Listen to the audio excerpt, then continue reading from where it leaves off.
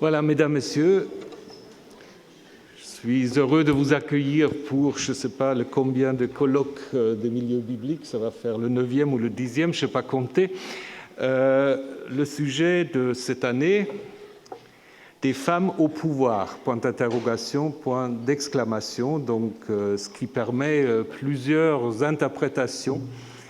Et j'aimerais commencer cette brève introduction, très brève introduction, en vous montrant cette carte que vous trouvez partout sur Internet, qui représente l'égalité des sexes en 2008. Alors plus que c'est foncé, moins cette égalité existe. Peut-être parfois, certains diront c'est un peu optimiste pour l'Europe et pour le Canada.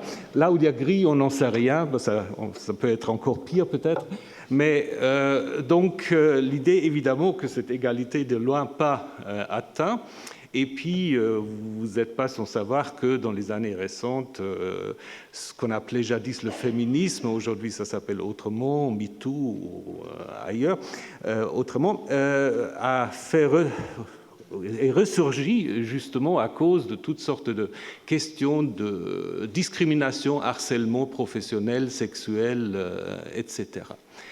Donc, à partir de cette actualité, on s'est dit on va poser la question, en effet, du rôle des femmes dans les civilisations anciennes. Alors, les civilisations anciennes, souvent, on les qualifie de sociétés patriarcales, qui ont laissé, d'une certaine manière, des traces jusqu'à aujourd'hui. Je vous donne juste deux exemples. Par exemple, en français, le terme « homme ». Le terme « homme » qui est censé être le mâle et l'humain. Il y a un seul mot. La règle grammaticale, toujours un peu curieuse, que le masculin l'emporte sur le féminin. Pourquoi ? Bon, vous savez que l'Académie française a fait des grands efforts pour la question de la féminisation, etc. Ce n'est pas le sujet de ce colloque. On peut en penser ce qu'on souhaite. Ce qui est intéressant aussi, évidemment, si vous regardez les différentes théories, de nouveau, je ne vais pas en faire un cours là-dessus, quant à la naissance du patriarcat. Je vous donne juste deux exemples. Le premier, c'est Max Weber qui dit que c'est la forme normale, en fait, de l'organisation d'une société. Donc, la femme au foyer, l'homme au travail, et la femme soumise à l'homme, comme c'est d'ailleurs dit dans certains textes bibliques sur lesquels nous allons revenir. Ou alors, vous pouvez prendre Elisabeth Badinter. Selon elle, en fait, c'est lié surtout à l'âge de bronze, au commerce des métaux, au fait qu'il y a une grande mobilité qui est du coup, en effet, exigée. La femme doit rester au foyer pour s'occuper des enfants, et donc il y a une sorte de nouveau de répartition des travaux qui se fait jour. Alors, le thème du colloque, c'est en effet un peu de s'interroger sur les rôles des femmes dans les sociétés dites patriarcales, dans le Proche-Orient ancien, mais dans un sens très très large, puisqu'on va évidemment aussi s'intéresser au bassin méditerranéen et aussi à l'Extrême-Orient. Et puis évidemment, je ne sais pas, Jacqueline, si l'Arabie fait partie du Proche-Orient ancien ou un peu plus éloigné, peu importe, évidemment, on va aussi parler de l'Arabie. Avec une étendue chronologique qui nous amène du 3e millénaire avant l'ère chrétienne jusqu'au, grosso modo, 8e siècle de l'ère chrétienne. Et donc, avec cette question, comment, en effet, expliquer le fait que dans des sociétés dites patriarcales, certaines femmes ont eu ou semblent avoir, et ça c'est un peu la question, des positions de pouvoir. Les cas que nous allons étudier, qui sont évidemment loin d'être complets, c'est d'abord le cas de ce qu'on appelle les reines. Il y a beaucoup de reines. Les exemples que nous allons aborder, c'est les reines dites oubliées tout au début, ça va être la première communication, de la Mésopotamie au 3e millénaire avant l'ère chrétienne. Ensuite, le cas des reines et surtout de la grande reine hittite, mais aussi d'une princesse phénicienne, pour revenir un peu à la Bible, qui prend le pouvoir royal en Israël, puis aussi évidemment les reines lagides dont nous allons avoir quelques communications.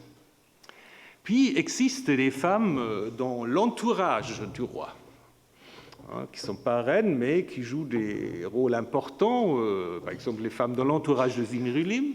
Du côté de la Bible, évidemment, il faut parler de Esther, d'Abigail, qui va devenir femme de David, et puis, de manière plus générale, des femmes de pouvoir politique. Donc, vous voyez qu'on va jusqu'à la Chine ancienne, mais on va aussi évidemment revenir ensuite à l'époque néo-assyrienne, les cités grecques. Comment expliquer, dans des sociétés dites patriarcales, qu'il y a quand même des moments où des femmes ont un pouvoir certain? Et comment aussi, évidemment, comprendre les discours sur le féminin dans le Coran? Ça, c'est une question à la fois, évidemment, littéraire, mais aussi peut-être une certaine actualité. Alors, à côté du pouvoir dite politique, on pourra parler évidemment des répartitions un peu arbitraires, artificielles, mais on pourra quand même aussi parler du pouvoir religieux. Parce que, évidemment, aujourd'hui, quand on entend le terme prêtre, on associe évidemment des hommes. Et puis, je n'entre pas dans le débat actuel sur le rôle des prêtres, mais ce qui est intéressant de regarder, c'est quand même des cas des prêtresses qui sont, pour certains, bien attestés, des prêtresses à Our. La question aussi des prêtresses dans le christianisme des premiers siècles, ce qui est une question évidemment passionnante. Il y a d'autres femmes liées aux religieux.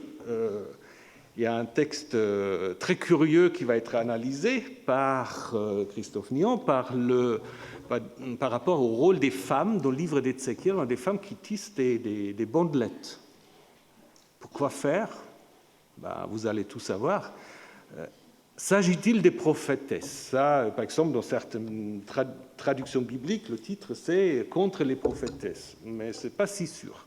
Et puis ça, c'est peut-être en effet un des petits regrets qu'on pourrait avoir par rapport à ce programme, parce que quand on l'a imaginé, le sous-titre, c'était « Reines, prêtresses, prophétesses et d'autres ».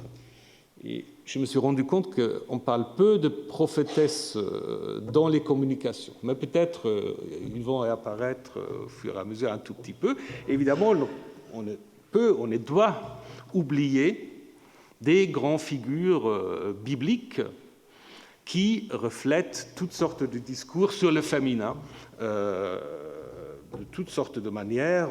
Ruth dans la Bible hébraïque, Marie, évidemment, les deux Marie, Marie, mère de Jésus, et Marie-Madeleine. Donc nous allons aussi analyser cela. Autre petit regret peut-être qu'on pourrait avoir, c'est qu'on parle peu des déesses. Parce que, il me semble, si le monde des dieux représente la société des hommes, le rôle des déesses doit aussi avoir une certaine correspondance dans une certaine organisation de la société. Donc on aura pu en effet s'intéresser encore plus par rapport à des déesses comme Ishtar, à la fois masculine, féminine, Anat à Ougarit et bien d'autres, la reine du ciel dans les textes bibliques. J'espère quand même que de temps à autre, on aura l'occasion d'y revenir. Et moi, j'aimerais évidemment aussi vous parler de ce qu'on appelle des démons, le cas de Lilith, qui reflète, à mon avis, aussi toutes sortes de fantasmes masculins sur les femmes et leur sexualité. Évidemment, nous allons essayer, bien sûr, de synthétiser tout ça. Donc, l'approche est clairement interdisciplinaire, donc ça, vous l'avez compris.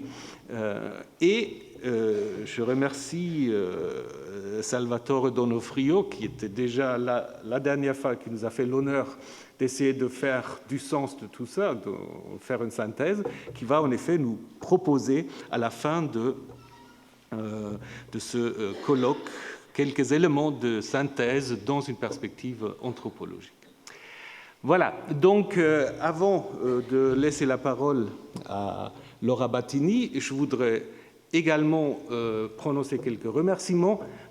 D'abord, évidemment, à toutes les intervenantes et intervenants qui ont accepté de venir pour aborder ce sujet. J'aimerais aussi remercier la Fondation Hugo du Collège de France qui a rendu possible aussi l'organisation, disons, matérielle, ce qui est toujours très important, et bien sûr aussi l'administrateur du Collège de France qui a gracieusement mis à notre disposition cette magnifique salle Margaret de Navarre. Voilà, j'aimerais aussi juste vous rendre attentif qu'il y a eu un tout dernier changement, mais je crois que vous avez tous reçu la feuille actualisée, donc ce qui en effet signifie qu'aujourd'hui, vous serez libre déjà à 17h15, puisque ma communication aura lieu demain pour combler l'absence d'une communication de Mme Battini, non pas Battini, pardon, Mme Matoyan, qui a des soucis de santé.